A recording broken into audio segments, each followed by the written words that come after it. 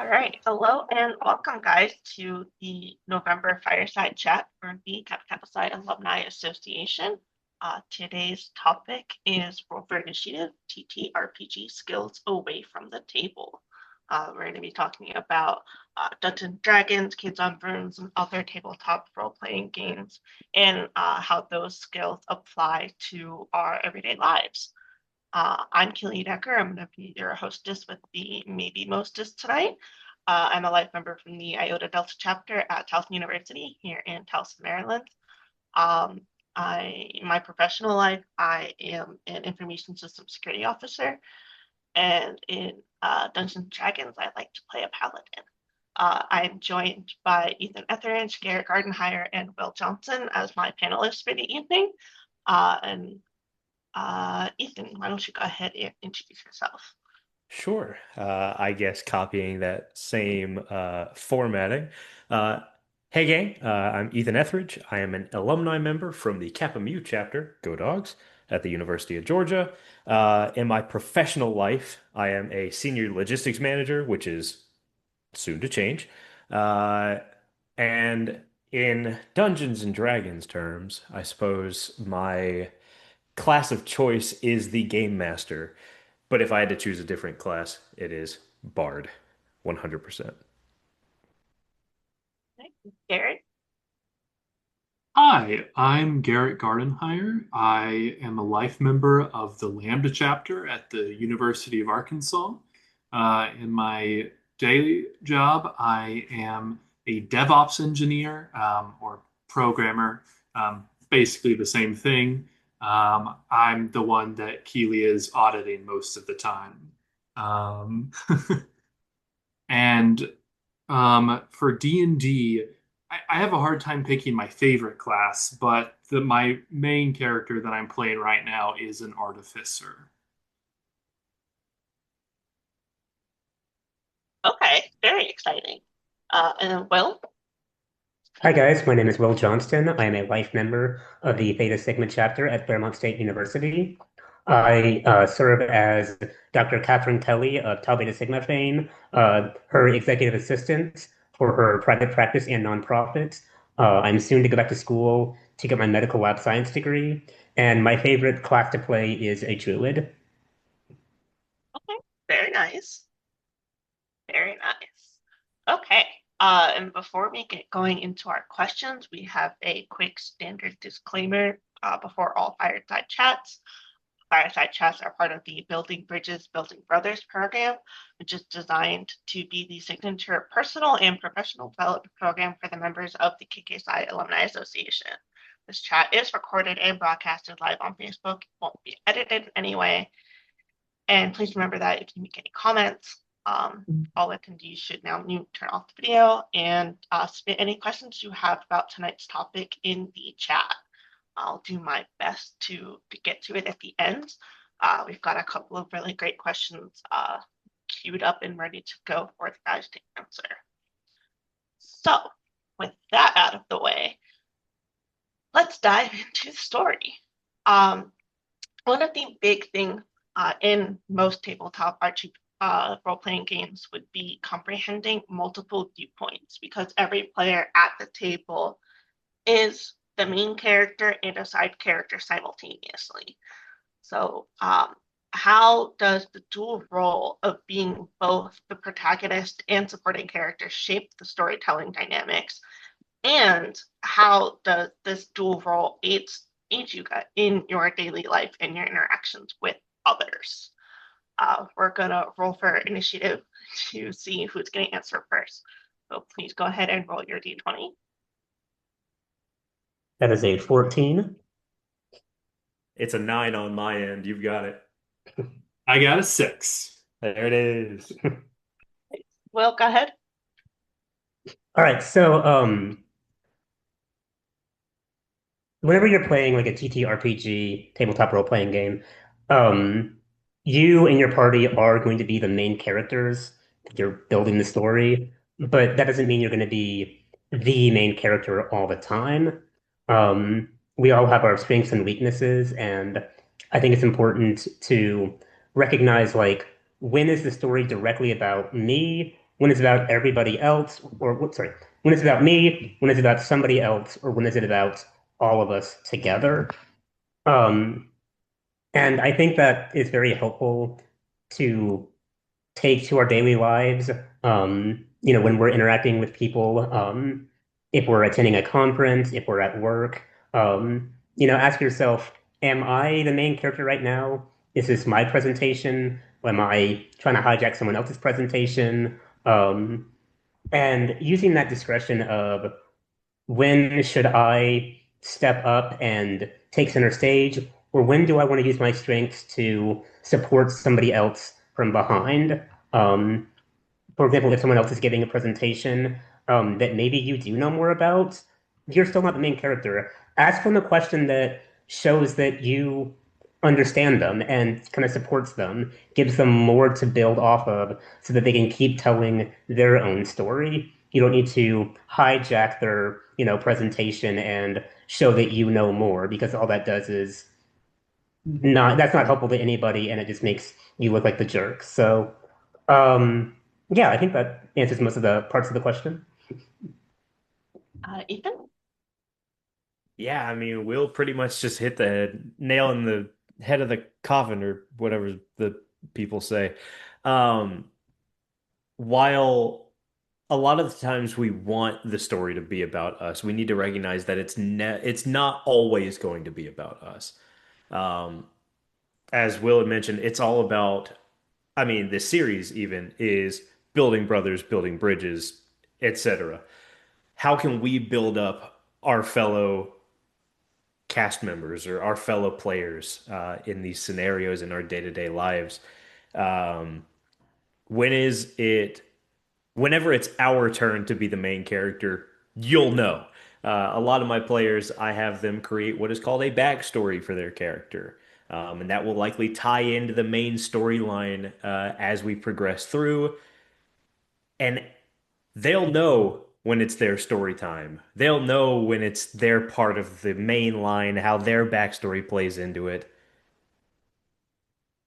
But if it's not that time, I think, I don't know if you guys have heard this in the community called main character syndrome. And it's kind of a problem player of that person who always wants to be in the spotlight.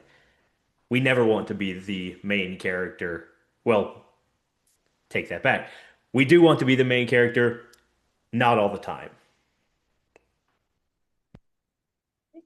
Garrett?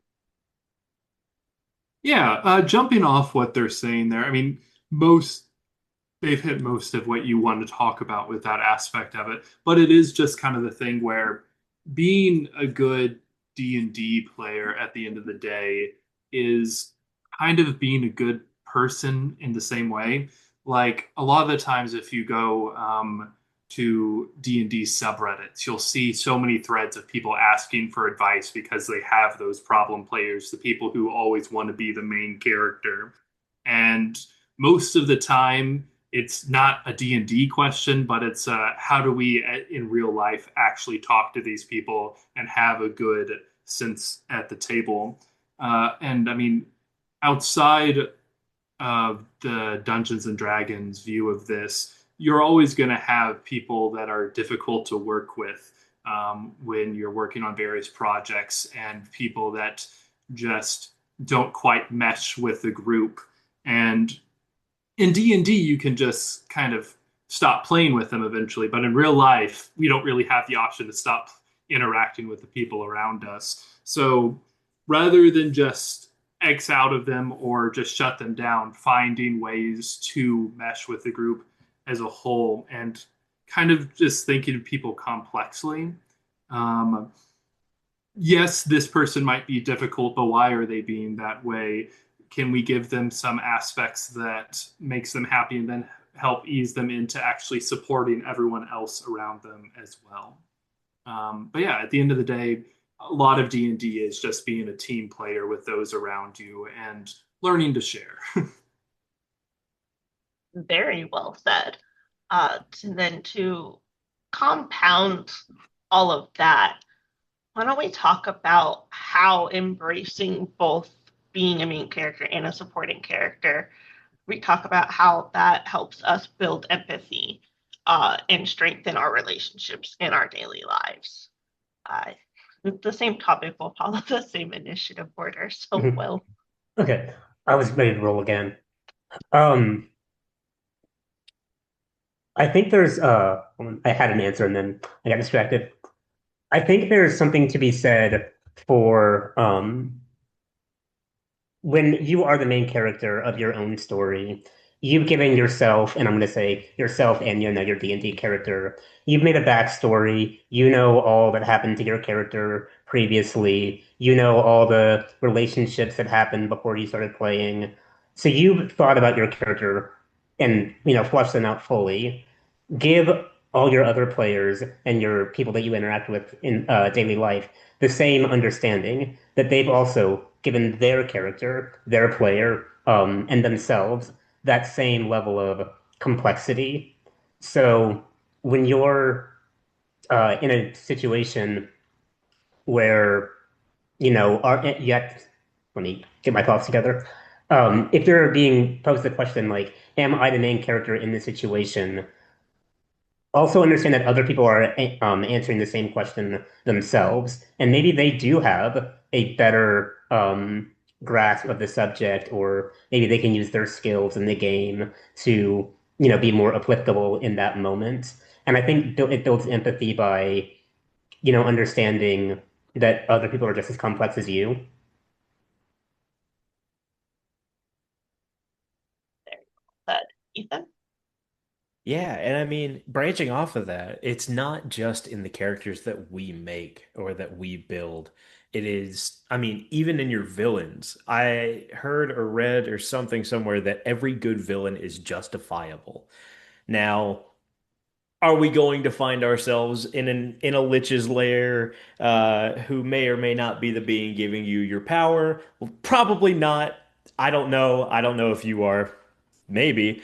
Um, but imagine you were facing off with in game with a villain that had lost everything and they are trying to get revenge for against the thing that took everything away from them.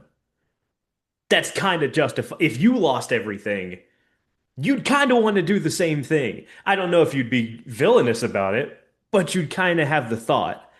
So it's the idea of justifiability and understanding why they're doing what they're doing, like Will had said, and I believe Garrett had said also. Very much about putting ourselves in other people's shoes and understanding their story. Garrett? Yeah, the only thing I think I could add on to any of that is so many times, I mean, in the D&D context, if you meet an NPC that says like one slightly mean thing, you're so quick to rush to the fact that they have to be the main villain of the campaign. And in real life, if it's a type of thing where someone says a passive aggressive comment to you at work or someone cuts you off in traffic, we're always so quick as humans to jump to that person's my enemy, they're against me, I need to go against them. And it's a common thing that I try to do a lot of my life to just never assume that someone is being malice towards you, and just try to, like Will said, step into their shoes and understand while they're doing that. Who knows? Maybe the person in traffic's rushing off to the hospital. Maybe the DM is just trying to make this NPC just seem kind of tough. So they're just resisting just a little bit. And maybe the person at work is just having a bad day. Very important perspective, I think. Okay, we're going to pivot into a different facet of tabletop role-playing games. We're going to talk about improv and adaptability. So before I ask the question, why don't we go ahead and roll for a new initiative? Which die do I choose this time? Let's All go of with this them. one. All of I have a them? I don't pretty think you light want me up to die roll that all I'm of them. using. Oh, that is Cool. really cool.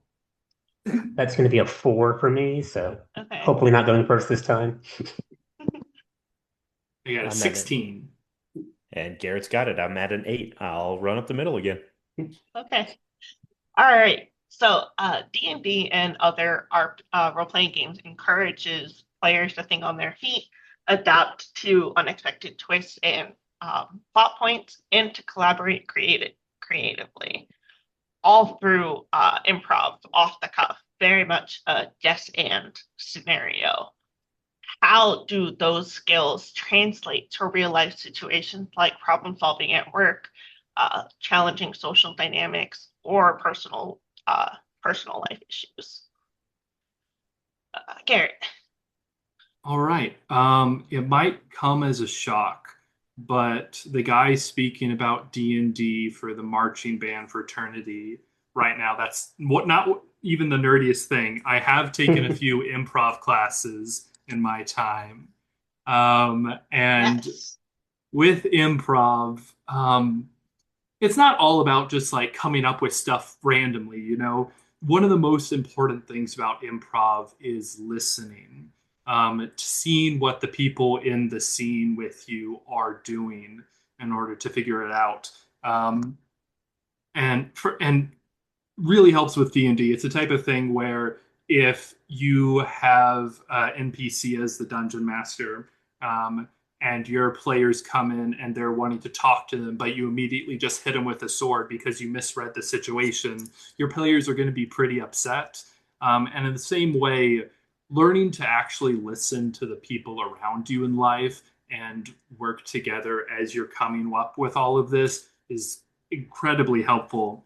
And can really kind of what we were talking about earlier, imagining people complexly. We're really quick to just make assumptions about what's going on in the D&D scene in real life, and we need to just listen to what the people across from you are saying and actually understand it, and that way we can all start off on common ground, and move forward. That's my 2 cents. A very rich 2 cents. Ethan. Yeah. It's all about like making a choice and going with it. Uh, it's the old adage for game masters like myself that, all right, going into a good game, I'm gonna write the book. All right, we start the book, everything's going great. All right, this has gone entirely out of left field. They are so far from the plan that I had, so you're throwing the book out the window and you're making it up on the spot. Um, and it's about making a choice and following it. You're never going to know where that choice is going to take you, but you can't stop. Something comes up, time doesn't stop. You're still on the clock in this, whatever your life clock looks like. You got to make a choice. You've got to keep going. And you've got to figure out a way to get around whatever this obstacle is. And maybe we find ourselves back on the plan that we had from the start, just later on down the line. Or what we had planned has now been moved up expeditiously and it's now. It's just making choices and following that choice no matter where it leads. Keep pulling at a thread until that sweater unravels itself. Okay. Well, I really like that idea of like just making a choice and sticking to it. Um, because I would say that almost every interaction that you have in real life is in some way or form improv. I mean, how many people have sat, thinking of every possible scenario that might happen, and then it finally comes the day of, and you didn't plan for the one thing that actually did happen. So you wasted your time, being anxious over nothing. But then you get to, like you said, like adapt. If you weren't prepared for the exact interaction, make a choice. Say, doesn't have to be the right thing, doesn't have to be the wrong thing. Say what feels right and stick to yourself. Back yourself up and go with it. And I'm not gonna quote Brennan Lee Mulligan too many times, but I do want to say at least once, there was one interview that he said that the goal of D&D is not to like, beat the big bad at the end. It's not to save the town. It's to tell an interesting story and to have fun. So you are going to have things that happen along the way that you weren't expecting, but then have that consistent goal in mind of like, we're here to tell an interesting story. We're here to have fun.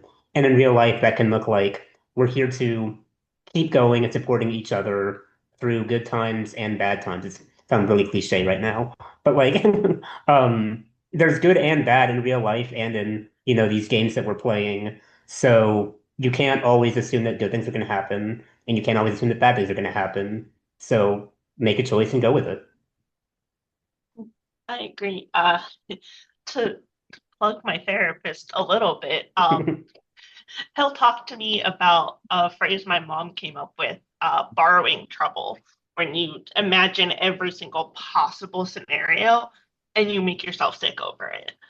Um, and I'm very prone to doing that. And when I told my therapist that I had started playing D, he was like, okay, that seems like a really good way to combat that line of thinking that you get stuck in because you're now forced to adapt to whatever's going on around you. And it doesn't matter that you panicked about all of those other things before because that's not what's happening. Uh, and so I really like that we talked about making the choice and following it because I consciously will make the choice to just put aside the trouble that I thought was going to happen and go on with what's actually happening in front of me. I think that's a really important thing that we don't necessarily think about all the time from role playing games. Okay. You can't go through every single option of the dialogue tree when mid conversation with someone else. Yeah, Will's Mhm. entirely right Exactly. about that. Exactly. Even the NPCs, when you're playing in real life, don't have pre-scripted lines all the time. Okay. Oh, we'll pivot again to a different facet of our TTRPGs. So I guys go ahead and roll. Well, Four. Was that a 10, Ethan? That's a natural 20 for me. Oh, oh, okay. All right. Go off. Okay. So our next topic is talking about control, Oh which God. leads very nicely into where we just left off with talking about adaptability.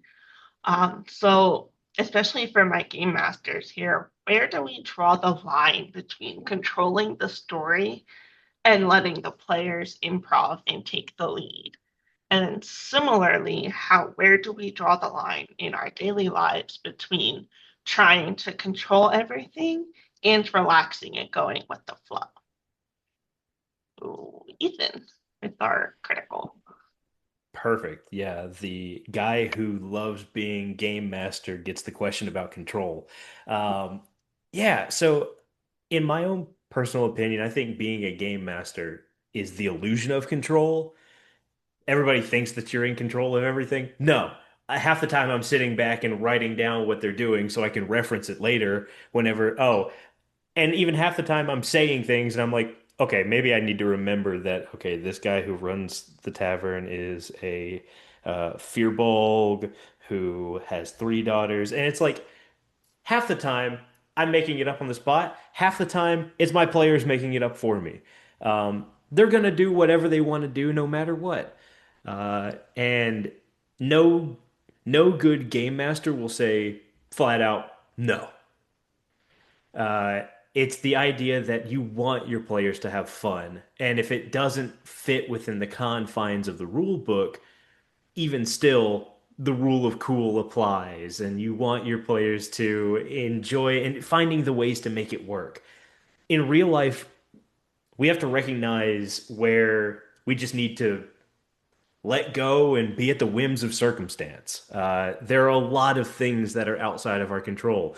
We're not going to be able to tell the rain to go back home, but we can do what we can with it. We can going back to adaptability and improvisation. We can figure out something else to do, and we can't let that control our lives. We just again make choices and go with it and see what happens. Very good point. Will, you rolled a 12? Okay, so you're next. um, I do not have a lot of experience. I don't have any experience playing as a DM, so I'm not gonna try to answer from that perspective when I don't have any experience. But I will say this has more control over the game than any one player does by themselves because you don't know what's going to happen with the dice. Um, and you could be super prepared you could be a druid who's rolling a nature check and get a nat one, and suddenly you can't do the thing that you're supposed to be able to do. So, and that goes back to the adaptability, but also it kind of humbles you that sometimes, even when you are the expert in the field, you're not going to do it correct every time. So, I think that's a very easy way to humble yourself of reminding yourself that I'm not in control all the time of even my own life. Sometimes things just happen. It's going to rain on, homecoming football game. You just have to deal with it. But then I also, to pivot a little bit onto like, when do you yourself exercise controlling a situation, or when you just let it happen? I am the chapter sponsor of Theta Sigma, and there's a lot that um, I try to constantly wrestle with of I'm not here to be a sponsor to relive my own glory days as an active, to make sure that the kids who are doing it now are doing it I say kids or college students. They're but I don't want to make sure they're doing it the exact same way I did it because realistically, I was a college student pre-COVID. Every one of my actives now is a college student post-COVID. That's a different culture that it's just, we couldn't control COVID, but that is a thing that happened. So I wrestle with how much do I want to give advice on, hey, maybe you shouldn't do this? How much do I want to say, hey, guys, this actually is wrong? Or how much do I want to say, this is different, but it's not bad. Go with it. This is your chapter. So having the perspective of like, when do I want to use my knowledge and expertise to step in or just let things happen. Oh, I definitely struggle with that as I asked Will for help with being a chapter sponsor last night. Garrett. All right. Side note, I like how you're learning the DM struggle of tracking initiative. Yeah, Um, I should have written it down. Oh, just wait until you get to like 20 layer combats where you have 20 characters on the field and it's Oh just a no, mess. I think I'll stop with DMing panels.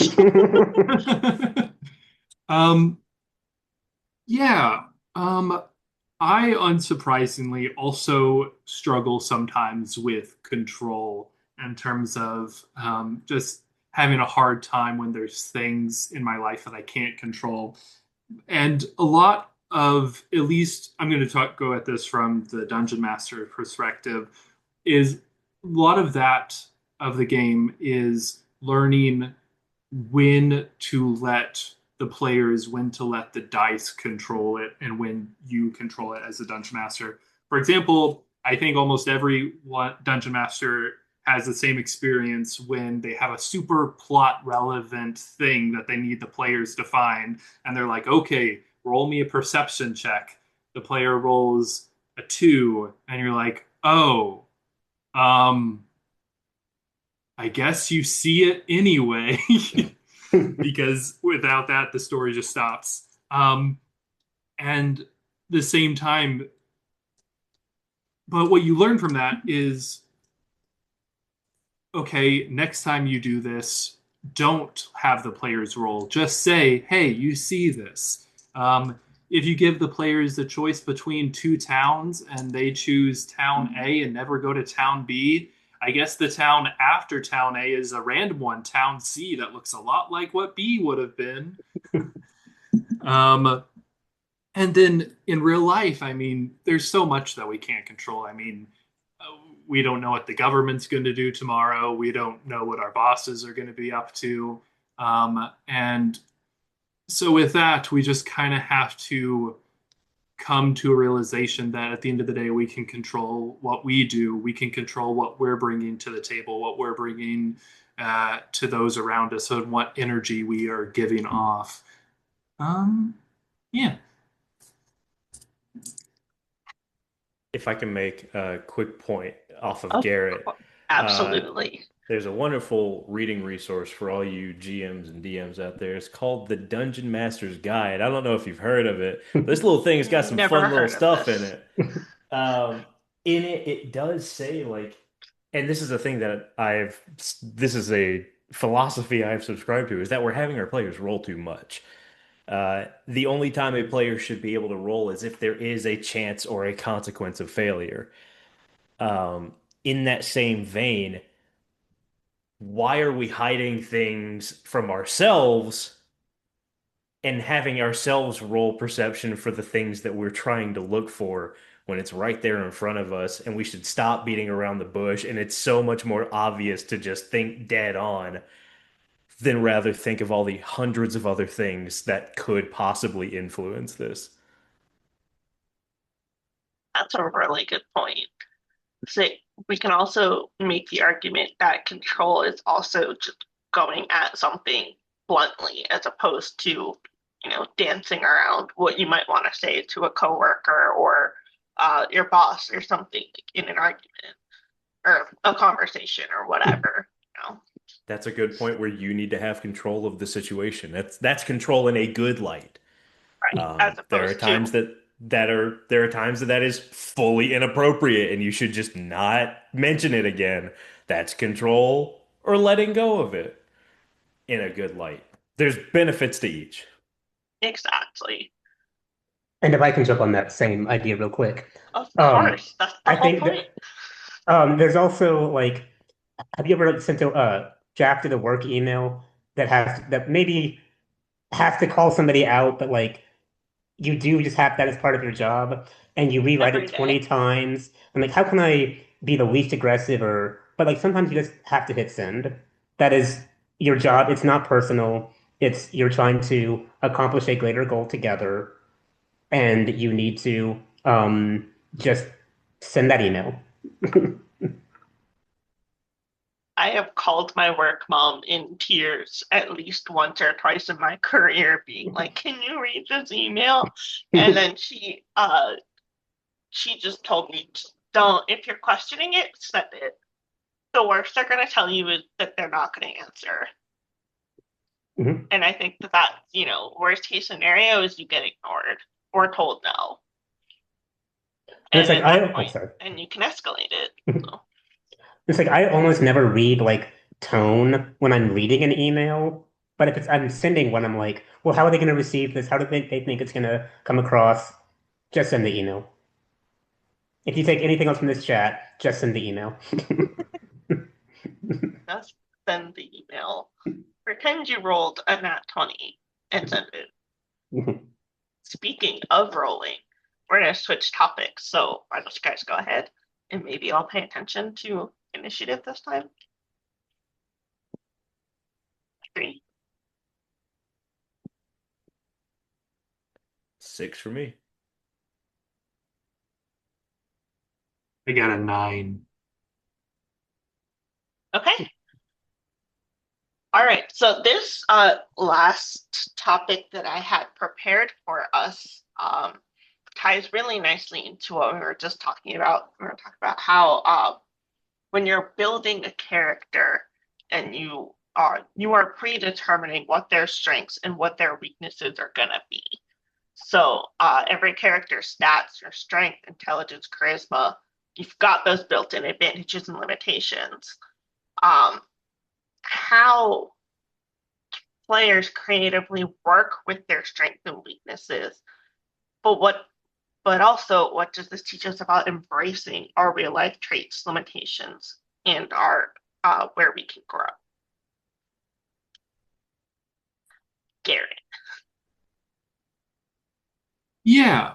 Um, I wanted to talk more about the weaknesses aspect of that, Go just for it. because I don't think there's few things funner than playing a character with an 8 intelligence or charisma, and doing almost anything in the game. Um, but also in real life, I mean, a lot of people, it's easy to play to your strengths. A lot of us are either very aware of them or just not, and we just kind of naturally go along with those. But I don't feel like that helps you grow in a way.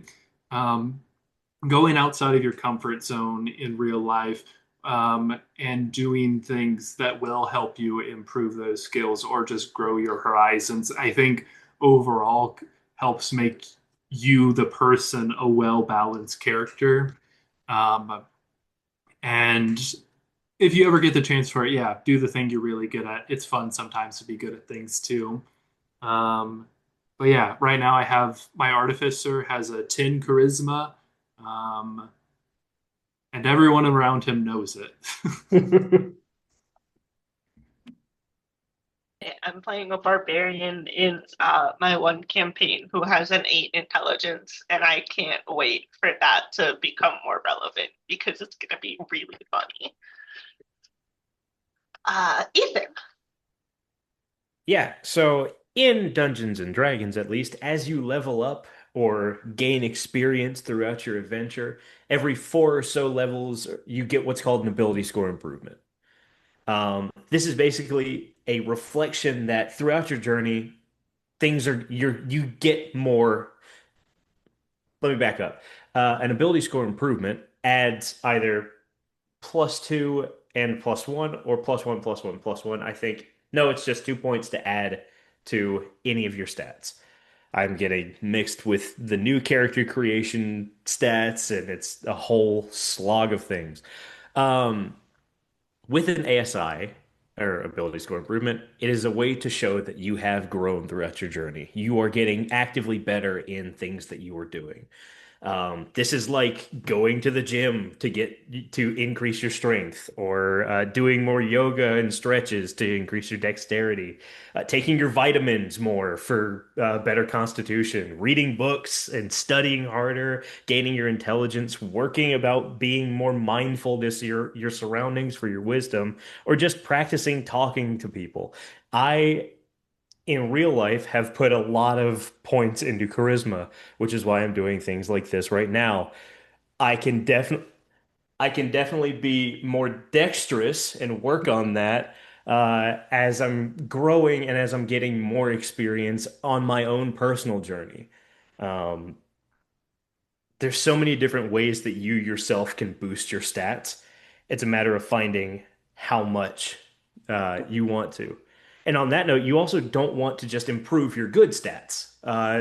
To find that more rounded character like Garrett was talking about, you'll want to take the areas that you may have a -1 in and use your ASIs. And it's also could be more fun to play characters with bad stats. I remember one of my players played a extremely intelligent barbarian, which is totally out of left field, but he loved it. He had such a blast doing it. So it may be something that you're good at that you're not necessarily thought for being good at, but you can still make the most out of it. And still by the end, you can work toward putting more into those minus stats to where you are that well-rounded person. Very well said. Well, Excuse me. So, the one thing that I was thinking about with this question is, and I think someone touched on this as well, I think having stats is more interesting sometimes than having the high stats because what holds you back, I think, is oftentimes, at least in the gaming sense directly, sometimes more interesting than like what are you good at. And that's where I think we go back to the, adaptability and working with others is if it's something that you lack a certain skill set on. So, for instance, my character, the druid spellcaster, he's not very strong. In fact, his snake familiar has a higher strength modifier than the character himself, and that's really funny to me. But like, um, I find it more interesting to when I'm doing that character creation to make characters that are, more one-sided and not, jack of all trades because I want them to have in-game real life or in fake life struggles that they can't just roll a dice to get past. And I think that reflects, real life are there are things that we just aren't as good at. Um, and that doesn't mean we don't improve them, but that means that we recognize when some of our skills or stats aren't as good as our others, or when they aren't as good as other people. And that's where you get to utilize other people's strengths as well to help you come up with your own shortcomings. Yeah, if I may, I am fully of the belief natural ones make for a much better story than natural 20s. You can succeed at something and things will go to plan all you want, but it's the idea of coming back from the bottom scenario of that, of the worst possible outcome. How can you come back from that? And how does that build such a better story than if you had just succeeded the first time? I think the And natural ones give you more choices to make to follow. And I'll take that a step further of I think failure in real life teaches you so much more than, succeeding. Because, I'll take it if you just took a test, for instance, and you passed it, it means you know what to study, you studied it, and you passed. But if you failed the test, it might mean, was my entire approach wrong? And do I need to reevaluate how I'm studying from the ground up? And then that's going to teach you so much more in the long run than passing a test. I was a Yeah. chemistry major. I failed lots of tests. Oh, my high school band director always told us going into auditions, to prepare like you weren't going to make it, to continually be pushing yourself that much harder. And so, like, to tie it back into the cheesy fraternity aspect, that was like my first interaction with striving for the highest because it was always like, okay, well, if you're preparing to fail, that means you're always going to be preparing to do the best you possibly can do so that you don't. And I think the same can be said in D&D if, you've got really crummy dice one day and you're just kind of mentally prepared to always roll really badly. It's making the choice to how do you get around that in the rest of the game. Well, this also goes back to the idea of letting go and losing control or not wanting control. Because if you're always prepping for failure, it's kind of like self-fulfilling prophecy in a way. That's true too. If you always think about how you're going to fail, you're likely gonna fail. The chances of that happening are, for lack of a better term, with advantage. Um, but if you let go and just go with the whims of circumstance, who knows what'll happen? You might fail, you might succeed, and then we can tell a story from there. Yeah, absolutely. Okay, that was the end of the prepared questions that I had. I don't see anything in the chat. Were there any callbacks that you guys wanted to make? Anything else you wanted to offer about your experiences with TTRPGs or how you've applied some of the things that we've talked about today in your real life? We don't have to roll through initiative for this one. This is more of a joke, but I don't think we touched on the biggest issue with D&D, and that's scheduling.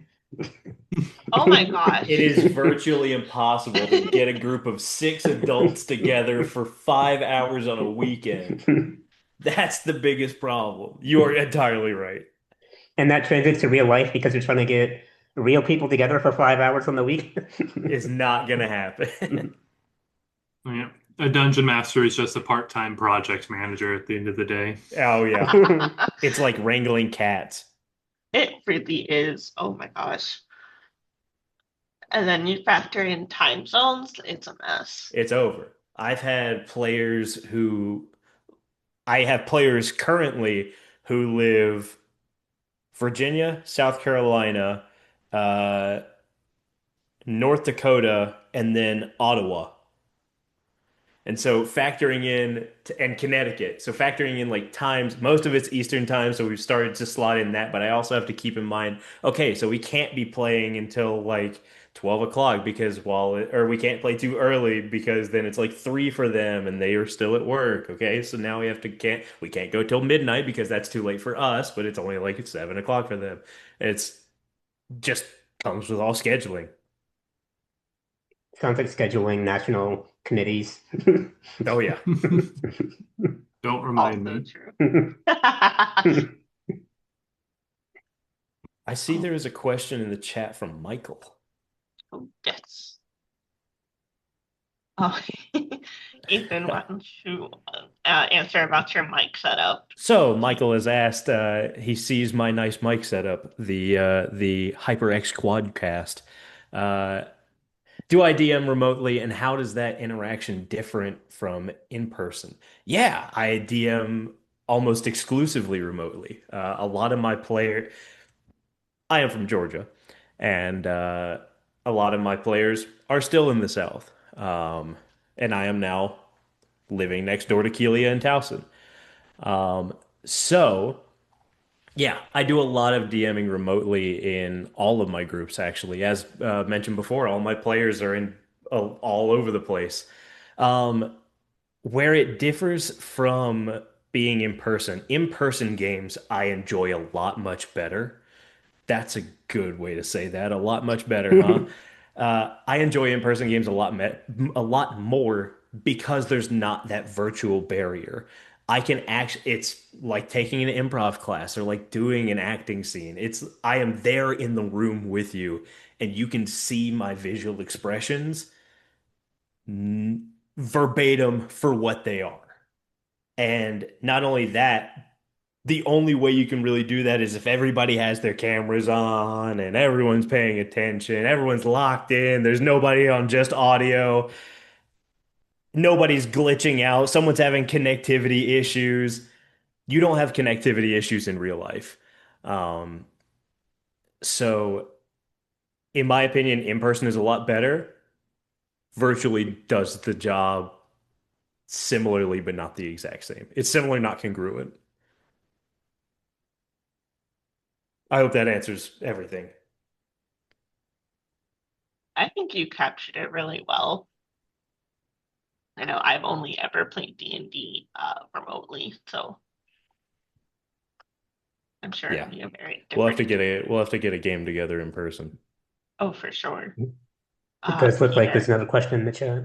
Oh yeah. yeah, Peter asked for our DMs for icebreakers starting the first session sucks. How do you change it up so that you're grabbing the players' attentions? And then how Ooh. would we apply that in real life as well? Yeah. Garrett, you want to go first since I tackled the last one? And I'll follow up Sure. behind you. And then if Um, Will, I know you're not too big in DMing, but if you have anything to add. I have a player perspective I can add, but I'll go Sure, last. there you go. yeah. When you say like the first sessions, I assume most of us are thinking of the same thing where you start in a Starting a tavern, tavern. There it um, is. and you have the players come in. You have the one player who wanted to make the dark, shadowy rogue that doesn't want to interact with anyone. And so then they just kind of sit there and do nothing for a long time. And you have to kind of coax everyone out. And yes, that is very awkward. I don't like starting games that way. So for me, there's really only two ways I'll ever start games. You either start in the middle of the action, we're in a fight, people are doing things, something's happening. Um, but my personal favorite is the one that I definitely just stole from Dimension 20, where the methodology of you go to each person individually and you spend 5 to 10 minutes basically in their backstory. And depending on what the game is, you can dive in it that way. I just started a new campaign a few weeks ago. And basically you just zoom around the city and you see what that person's doing in their day-to-day life. And then you just have events that help them interact with someone else. But I really like it because it gives people the chance to show what their character is about. They spent a lot of time preparing for this and they want to talk about it, kind of giving everyone the turn specifically to be in the spotlight. But then also with you have the minor interactions of letting people interact one on one before they get to the larger group, of getting to see what relationships are there and just kind of really understanding who this team is on a fundamental level before going into the actual campaign. And that's why that's probably my favorite out of the three I mentioned. Yeah. I I like think, that a lot. yeah, I think I have 2 points about this. The first one being that more importantly, how do you do your session zero? How do you do what is bef how do you start the game before the game starts? Um, I think session zeros are super important for a number of reasons. You set safety boundaries, things that you can and can't talk about, your trigger warnings that'll be in the campaign. You get to bring in all of the players together and make characters there together. So we're actually building each other. Okay, I really like that idea. Let's maybe do a relationship. Like you're my sibling, or we're a couple already, if they're okay with that. Or things like I really like this idea. How can I play into that? And not only that, you can use that session zero to introduce the world to your players and give them the opportunity to ask questions that they might not be able to on that first session. Get them more deeper or get them more involved in the world. And of course, with their backstories and things, they're going to be building the world as well. What I like to imagine my campaign building is like building a body.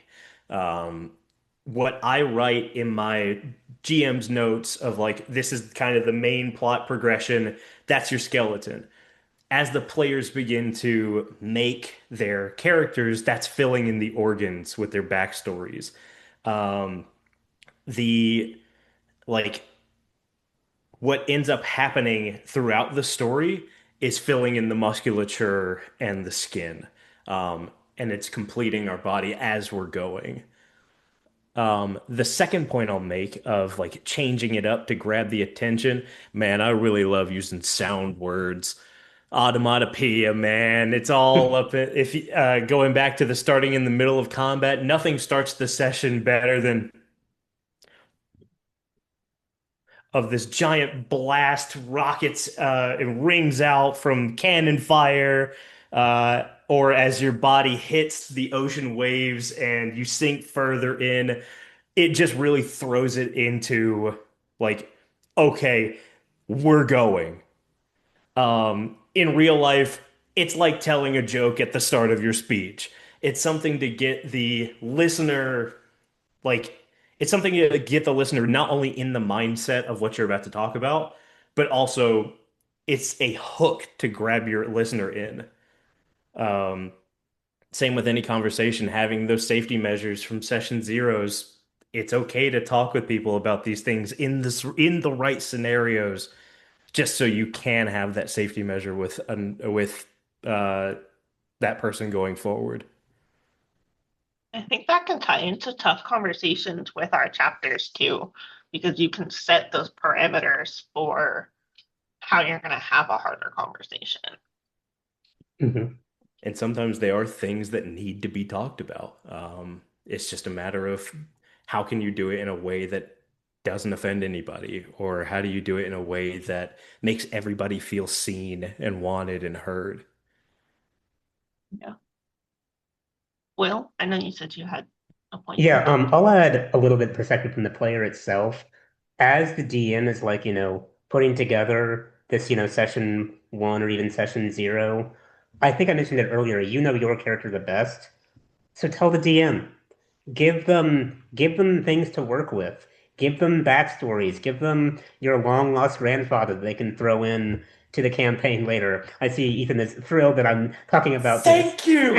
Thank you. I don't need the 40-page essay of your backstory. Tell me what you want me to know. And then I'll try to apply that to more real life scenarios. I mentioned earlier, or maybe with someone else, recognizing strengths and weaknesses. If you're in a new group, people don't know you. So tell them your strengths and weaknesses. Tell them this is how I can, best, I think, help out on this project. Here's where I'm not, public speaking may not be, your thing. Don't make me be the person to present it, but let me do the research before the project. Things like that. People don't know what you don't tell them, so tell them. Yeah, and I think playing games like these gives those of us that do play maybe a little bit of a leg up to speak up in those scenarios where others may not. Hmm. Hmm. And it can be hard in new groups. And like for those of us who aren't really like outspoken or have those buffs and charisma, but it's also a matter of forgetting yourself in these games. In these games, you don't have to be yourself. I know plenty of people who don't have 40 pages of backstory, but even still, at the end of the day, we're playing a character. We can be whoever we want to be in this world of our own imagination and devising. It's a way to escape the trouble that we borrow from the real world. It's a way to find a way out of the constant strife and struggle that is thrown our way, that we can just let go of all that and run away to a place that we can do whatever we want. We can sling spells at each other. We can help our fellow man in extreme ways. We can stop fires. We can slay demons. Say what have you. Um, yeah, I'll step down from the soapbox. Yeah. It's when you look at being a DM or leading things in real life, it can be really intimidating. But yeah, finding the confidence to just do what needs to be done. And thankfully in D&D, you can just use a silly wizard voice. Um, and the ice will be broken real fast. You can't really do that in a work meeting, though. Yeah, that's true. Not Well, with I that mean, you attitude. could. You could. Would it go? I don't know if you get a promotion, but you could. Hmm. Oh, I like the closest I get to my silly wizard voice is saying howdy howdy y'all, and that's it. But it works because people aren't expecting someone who looks like me to start a meeting with saying that. So it breaks the ice in that way. And then I'll also throw in that like we mentioned, building your own skills and improving on them. Yeah, sometimes like, the adaptability and having, improv conversations is difficult, but that is a skill that you have to work on. And I think, these tabletop games is a very low stakes way to improve, just having conversations, having unexpected twists, and then you can take that skill to real life and keep improving it because no one's going to be perfect at, leading a board meeting, but you still have to do it and you'll get better at it if you do it. Exactly. I think it's a lot about stepping outside of our comfort zones in those safe spaces that translates to being able to do so in more uncomfortable situations. Exactly. Okay, with that, I don't see any other questions in the chat, and I don't think there are any on Facebook unless Hunter's gonna pop in and tell me otherwise. But I feel like that's a really good stopping point for this conversation. It's been really, really good and really, really eye-opening. And I'd like to thank our three lovely panelists, A, for indulging me when I texted and said, hey, do you want to talk about D&D with the fraternity? And for being really good sports and coming out and talking about our passion in the context of our other passion. It's true. And thank you for being an excellent moderator. Yeah. Thank you for being our DM tonight. It's been fantastic. I think I will leave that to Ethan and Garrett, but Yeah. I hope I did okay.